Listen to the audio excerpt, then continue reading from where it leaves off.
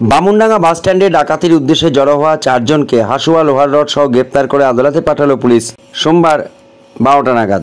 ঘটনাটি নাকাশিপাড়া বামুনডাঙ্গা বাস স্ট্যান্ডে গতকাল রবিবার কয়েকজন জড়ো হয়েছিল ডাকাতির উদ্দেশ্যে। ইতিমধ্যে গোপন সূত্রে খবর পেয়ে নাকাশিপাড়া থানার পুলিশ সেখানে পৌঁছে যান এবং পুলিশের গাড়ি দেখে দৌড়ে পালিয়ে যায় কয়েকজন এবং পুলিশের গাড়ি তখন তাদের পিছনে ধাওয়া করে 4 জনকে ধরে আনে।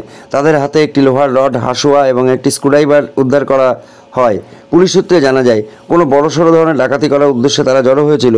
তাদের বাড়ি একজনের পাটপুকুর, একজন সুলতানপুরের, তেঁতুলবেড়িয়ার 2 জন। সেই অভিযুক্তদের আজ কৃষ্ণনগর আদালতে পাঠালেন নাকাশিপাড়া থানার এসআই চন্দন সাহা।